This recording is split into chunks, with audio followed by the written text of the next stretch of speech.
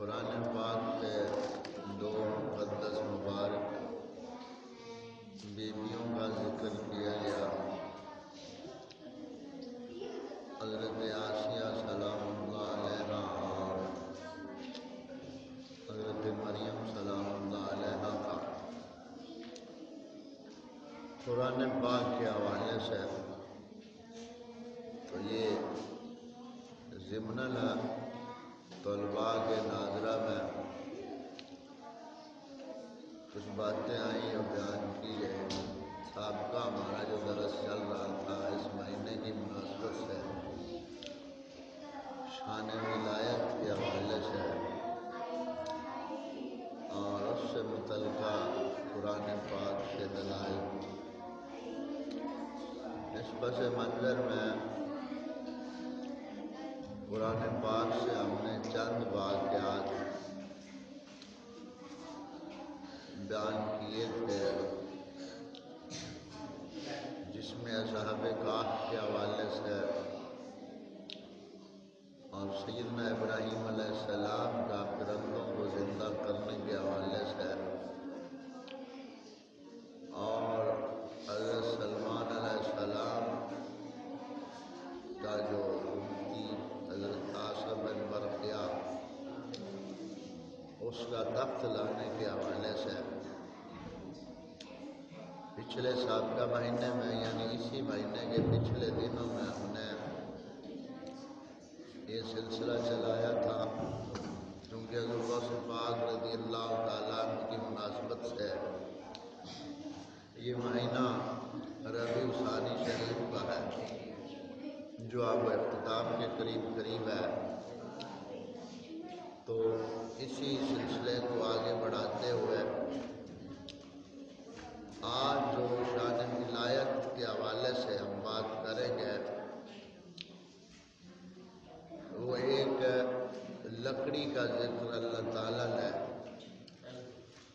قرآن پاک میں بیان فرمایا،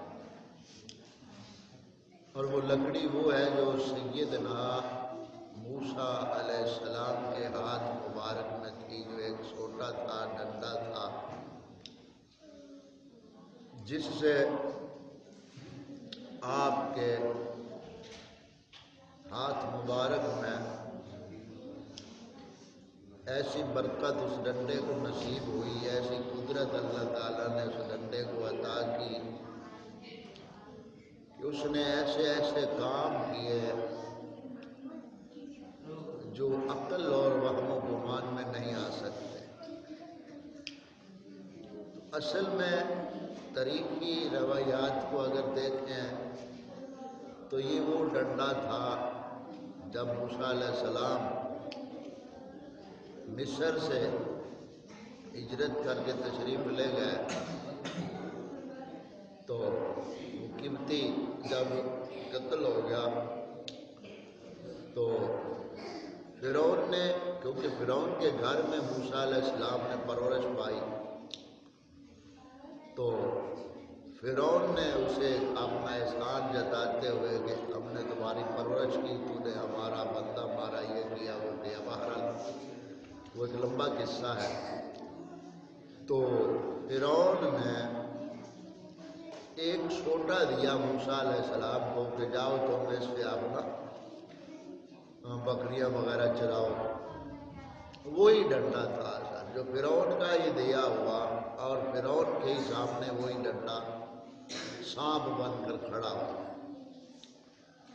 اور یہ واقعہ قرآن پاک میں اگر آپ دیکھیں اصحاب مبارک سے متعلق، آپ طلباء سامنے کلام پاک کھولے ہوئے دیکھیے اس کو، 16واں پارہ نکالے، سورہ طٰہٰ آیت نمبر 17 اور 18 کے قریب دیکھیں تو موسیٰ علیہ السلام جب مصر سے گئے شہر مدین میں، 16ویں پارے کو دیکھو نا، سورہ طٰہٰ آیت نمبر 17-18 کے قریب دیکھو، وَمَا تِلْكَ بِيَمِينِكَ یا موسیٰ جہاں لکھا ہے۔ تو اس پس منظر میں موسیٰ علیہ السلام جب شہر مدین تشریف لے گئے، وَمَا تِلْكَ اس کے بچ میں نظر رکھیں، اب یہ تھوڑا سا پس منظر ہم بیان کر رہے ہیں کہ اس آیت پاک کا یعنی نزول کب ہوا، حضرت موسیٰ علیہ السلام پہ جب کلام ہوا، تو یہ پس منظر پہلے ہم سمجھ رہے ہیں۔ تو موسیٰ علیہ السلام جب وہاں مصر سے چلے تو شہر مدین میں چلے گئے، جہاں حضرت شعیب علیہ السلام رہتے تھے۔ حضرت شعیب علیہ السلام کی جو قوم تھی وہ اپنے کاروباری معاملات میں دین کو دخل نہیں دیتی تھی، جو شعیب علیہ السلام کی قوم تھی۔ اور شعیب علیہ السلام جب ان کو واعظ و نصیحت فرماتے تو وہ قوم آگے سے یہ کہتی کہ اے شعیب، کیا تمہیں تمہاری نماز روکتی ہے کہ آپ ہمیں ان کاموں سے روکیں؟ تو یہ قوم جو تھی، اس قوم میں جو سب سے بڑی خرابیاں تھی وہ یہ تھی کہ وہ ناپ تول میں کمی کرتے تھے۔ قوم شعیب علیہ السلام جو تھی، ناپ تول میں کمی کرنی، اور اس طرح کی اور ایک دو بہت بری عادتیں اس قوم میں تھی۔ تو حضرت شعیب علیہ السلام نے جب اس قوم کو روکا اس برائی اور گناہ سے، تو قوم نے آگے سے حضرت شعیب علیہ السلام کو یہ کہا کہ یہ مرد تو ستھرا ہونا چاہتا ہے، یہ ہمیں اپنی مرضی نہیں کرنے دے۔ تو خیر اس قوم نے اپنی خواہشات کی اتباع کی اور وہ عذاب کا شکار ہو گئی۔ تو مدین پہنچے، راستے میں وہیں یعنی جو نزدیک ان کی رہائش تھی، بستی مدین تھی، وہاں ایک بہت بڑا حوض تھا جس سے لوگ اپنی بکریوں کو پانی پلایا کرتے تھے۔ تو حضرت شعیب علیہ السلام کے ہاں بیٹا نہیں تھا، ان کی دو صاحبزادیاں تھیں، تو وہ بکریوں کا ہی ان کا یعنی سلسلہ تھا، ریوڑ وغیرہ کا۔ تو وہ بکریاں لے آتی وہاں حوض پہ پلانے کے لیے۔ تو جو بقیہ جو قوم تھی، حاسد قوم، انہوں نے اس حوض یعنی اس پتن کے اوپر یا جہاں سے وہ پانی بکریاں پیتی تھی، تو آ کر ان دونوں بہنوں نے بکریوں کے ساتھ علیحدہ کھڑے ہو جانا کہ جب یہ لوگ اپنی بکریوں کو پانی پلا کر چلے جائیں گے تو پھر ہم اپنی بکریوں کو پانی پلا لیں گے۔ اب اس بدبخت قوم نے کیا کیا کہ اس پانی کے اوپر جو حوض تھا ایک بہت بڑا بھاری پتھر پھینک دیا تاکہ یہ بکریاں پانی نہ پی سکیں۔ اسی پس منظر میں سیدنا موسیٰ علیہ السلام چلتے چلتے وہاں پہنچ چکے، اور وہاں دیکھا کہ دو عورتیں ہیں پریشان کھڑی ہیں۔ تو حضرت موسیٰ علیہ السلام آگے بڑھے اور وہ جو بہت بڑا پتھر انہوں نے پانی کے حوض کے اوپر گرایا تھا بند کرنے کے لیے، سیدنا موسیٰ علیہ السلام نے اس پتھر کو اٹھا کر سائڈ پہ کر دیا اور آپ پیچھے ہٹ کر بیٹھ گئے۔ تو وہ بکریاں پانی پلا کر جو عورتیں تھیں دونوں چلی گئی۔ اب جب دونوں وہ بیٹیاں گھر پہنچی حضرت شعیب علیہ السلام کے ہاں، تو باپ نے کہا کہ بیٹا ہم کوئی مزدور رکھ لیتے ہیں، یہ محنت مشقت یا جو کام ہے اس سے تمہاری جان چھوٹ جائے، کوئی مزدور رکھتے ہیں۔ تو اس وقت جو حضرت شعیب علیہ السلام کی بڑی بیٹی تھی نا، جن کا نام تھا صفورہ، سواد فے واو رے الف، صفورہ، اس نے عرض کی کہ ابا حضور ہم نے ایک جوان دیکھا ہے جو بڑا طاقت مند بھی ہے، طاقتور بھی ہے اور امانت دار بھی۔ دو باتیں بتائیں، طاقتور ہے، امانت دار ہے۔ اب امانت دار کا مطلب کیا تھا کہ ہماری طرف انہوں نے آنکھ اٹھا کر نہیں دیکھا، امانت دار ہے۔ تو چونکہ بہت ضعیف تھے حضرت شعیب علیہ السلام، تو حضرت شعیب علیہ السلام فرمایا بیٹی کو جاؤ بیٹا تم اٹھ کو لے آ. تو حضرت صفورہ جب چلی واپس آئی تو وہی حضرت موسیٰ علیہ السلام تشریف فرما تھے حوض کے پاس. اب وہاں سے حضرت موسیٰ علیہ السلام اٹھے تو وہ جو بی بی پاک تھی حضرت صفورہ پاک وہ آگے چلنے لگی کہ میں راستہ بتاؤں. تو حضرت موسیٰ علیہ السلام نے فرمایا کہ ایسے نہیں، میں آگے چلوں گا تم پیچھے چلو. تو اس نے عرض کی کہ آپ رستہ نہیں جانتے ہیں. آپ نے فرمایا میں آگے چلوں گا، جہاں سے دائیں بائیں مڑنا ہوگا پیچھے سے پتھر اٹھائیے گا اس طرف اشارہ کر دیجیے گا میں اس طرف مڑ جاؤں. اب اس واقعے میں آپ دیکھیں کہ کتنی بریکی اور لطافت ہے تحفظ عزت کے حوالے سے. ایک تو ابھی یہ غیر ہے میرے لیے، میں اس کی آواز نہ سنوں، یہ پتھر سے اشارہ کر دے کہ اس طرف جانا ہے اس طرف جانا ہے. دوسرا یہ کہ اس کے اوپر میری نظر نہ پڑے، یہ پیچھے رہے میں آگے چلوں. یہ امانت اور طاقتور کے حوالے سے یہ بات. اب وہاں چلتے چلتے آخر پہنچ گئے وہاں. تو پھر وہاں حضرت موسیٰ علیہ السلام رہے، وہاں پھر بکریاں چرائیں حضرت شعیب علیہ السلام کی، اور پھر حکمار اور اسی بیٹی کے ساتھ حضرت شعیب علیہ السلام نے آپ کا نکاح فرمایا. وہ ایک لمبی کہانی ہے، پہلے دوسری بیٹی پھر دوسری. برحال ہمارا جو مقصد بات کو سمجھانے کا ہے، وہاں سے پھر حضرت صفورہ آپ کی بیوی بن گئی.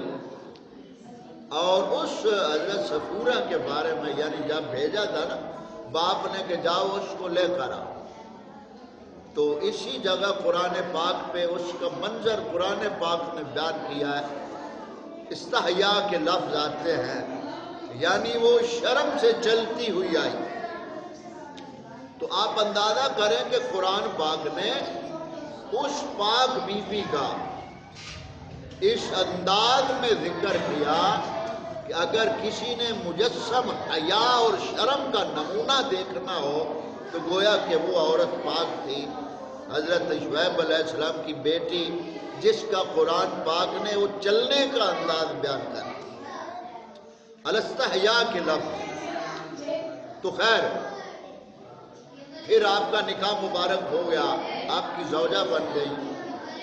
اب وہاں سے رب کا اذن ہوا کہ موسیٰ اب واپس لوٹو، اب فرعون کے دربار میں جاؤ اور وہ سرکش ہو گیا ہے اسے میری طرف بلاؤ.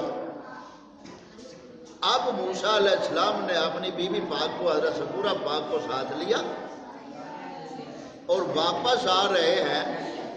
تو رستے میں سردی کا موسم تھا، تو دور تھوڑی آگ کی روشنی نظر آئی، آپ کو کچھ روشنی نظر آئی. تو اپنی بیوی حضرت صفورہ سلام اللہ علیہا کو وہاں بٹھا دیا اور فرمایا کہ تم یہی رکو، شاید وہ آگ ہے میں آپ کے لیے تاپنے کے لیے لے آتا ہوں. اب حضرت موسیٰ علیہ السلام وہاں سے چلے اس روشنی کی طرف. ہاتھ میں وہی عصا مبارک تھا، ڈنڈا مبارک، جس سے آپ بکریوں وغیرہ کو ان کے لیے چارہ وغیرہ جھاڑتے تھے، پتے جھاڑتے تھے اور ان کو ہانکتے بھی تھے، یعنی سیدھا رکھتے دائیں بائیں بکھرتی تو وہ ڈنڈے سے ان کو جمع کر دیتے. تو اب تک تو وہ ڈنڈا ہی تھا.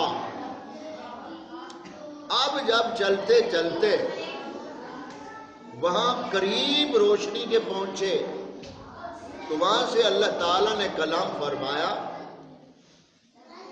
اے موسیٰ اپنے جوڑے اتار دیجئے. اب آپ وادی مقدس میں آنا ہے، جوڑے اتار دیجئے. حضرت موسیٰ علیہ السلام نے جوڑے مبارک اتار دیے.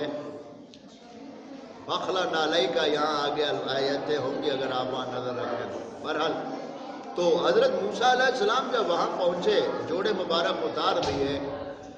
اب اللہ تعالیٰ نے فرمایا وَمَا تِلْكَ بِيَمِينِكَ يَا مُوسَىٰ. نظر آئی آیت پہ نظر ہے نا، آیت نمبر 16-17 کے قریب ہے. وما تلکا بیمینے کا یا موسیٰ، اے موسیٰ تمہارے دائیں ہاتھ میں کیا ہے؟ اب پہلے تو وہ لکڑی ہی تھی، اب یہاں ہم جو بات شروع سے کرتے آ رہے ہیں اس پورے مہینے میں کہ ولایت کیا ہے. ولایت اور ولایت یہ دونوں معنی ہم نے پڑھے تھے ابتدا میں. ولایت تصرف ہوتا ہے جو اللہ تعالیٰ اپنے بندوں کو، اپنے چنیدہ بندوں کو عطا فرماتا ہے. اب یہ جو بعض لوگ ہوتے ہیں نا جن کو یعنی یہ ان کا ذہن تسلیم نہیں کرتا کہ اللہ کے ولی کے امر سے کیسے یہ زمین آسمان نیچے اوپر ہو جاتا ہے، یا جیسے 14 طبق دلے دے اندر وانگر تمبو تاڑ، یہ کیویں ہو سکتا ہے؟ بعض لوگوں کا نا خیال ہوتا ہے اور انہوں کی عقل جڑی ہوتی ہے وہ شیطانی عقل ہوتی، عقل سلیم نہیں ہوتی. عقل سلیم اللہ کی قدرت کا اقرار کرتی ہے اور عقل مریض جو ہے وہ اللہ کی قدرت کا ہی انکار کر دے. اب جو اللہ والوں سے ظاہر ہوتا ہے یہ اللہ تعالیٰ کی قدرت کا اظہار ہے. نبی سے ظاہر ہو تو معجزہ ہوتا ہے اور ولی سے ظاہر ہو تو کرامت ہوتی ہے. اب یہ معجزہ اللہ تعالیٰ نے سیدنا موسیٰ علیہ السلام کے اس ڈنڈے پہ اتنے معجزات رکھ دیے، اتنے معجزات رکھ دیے کہ قرآن پاک فرماتا ہے وَمَا تِلْكَ بِيَمِينِكَ يَا موسیٰ، اے موسیٰ تمہارے دائیں ہاتھ میں کیا ہے؟ قَالَ هِيَ عَصَايَ، عرض کی مولا یہ میرا ڈنڈا ہے، سوٹا ہے، عصا ہے میرا. اب اللہ تعالیٰ نے تو صرف اتنا ہی کہا تھا نا تیرے دائیں ہاتھ میں کیا ہے، تو اتنا جواب کافی تھا کہ یہ میرا عصا ہے، ڈنڈا ہے، سوٹا ہے میرا، اتنا جواب کافی تھا. لیکن آگے پھر موسیٰ علیہ السلام اس کی خوبیاں بیان کر رہے ہیں. اتوقع علیہا، میں اس پر تکیہ بھی لگاتا ہوں، یعنی ڈھو لا لینا میں، جس میں تھک جاواں کھڑا کھڑا، یہ میرا سہارا بھی بن جاتا ہے، ڈنڈا میرا سہارا بن جاتا ہے، میں اس نال آسرا لے لینا. وَأَحُشُّ بِهَا عَلَىٰ غَنَمِي، اور میں اپنی بکریوں پر پتے بھی جھاڑتا ہوں، اپنی بکریوں کے لیے اس آسا سے پتے جھاڑتا ہوں. اب آگے والیہ فیہا مآرب اخرى، اور اس کے علاوہ مزید اس میں میرے لیے بہت زیادہ فائدے ہیں چھوٹے. اس آیت پاک کے تحت ہم بات آج کی جو ہم کر رہے ہیں، اب وقت زیادہ ہو جاتا ہے، آج ہمارا اتنی ہی آج پہ بات کرتے ہیں، کل ہم اس کی تفصیل کو آگے بیان کریں گے. اس آسا مبارک میں پھر کیا کیا چیزیں ظاہر ہوئی اور اللہ تعالیٰ نے اس آسا مبارک میں کیا کیا قدرتیں رکھ دی اور پھر آسے سے کیا کیا کام ہوئے، اس کی تفصیل ہم انشاءاللہ تعالیٰ کل کے درس میں عرض کریں گے. اور یہیں سے پھر اس نقطے کو سمجھیں گے کہ اللہ کا جو ولی ہوتا ہے وہ کیسے کائنات میں تصرف کرتا ہے اور اس کی حکمت کیا ہوتی ہے. یہ پھر انشاءاللہ تعالی ہم کل کے درس میں اس کو سمجھیں گے. آج کے درس میں ہم نے بنیادی طور پہ صرف اس پس منظر کو سمجھا کہ جو عصا مبارک تھا یہ آیا کیسے موسیٰ علیہ السلام کے پاس، اور پھر حضرت موسیٰ علیہ السلام کا مدین جانا اور وہاں سے آپ کی بی بی پاک آپ کے ساتھ واپس لوٹنا، اور حضرت صبورہ سلام اللہ علیہ کے شرم و حیا کے پس منظر میں جو باتیں ہم نے کی، تو اس سے یہ ثابت ہوا کہ جو ہر دور میں جو شرم و حیا تھا ہر دور میں تھا، لیکن کن کے پاس؟ دین والوں کے پاس. اور جو دین والوں کے ساتھ مل جاتے، لگ جاتے، ان کے پیچھے چل پڑتے، ان میں بھی شرم و حیا آ جاتی.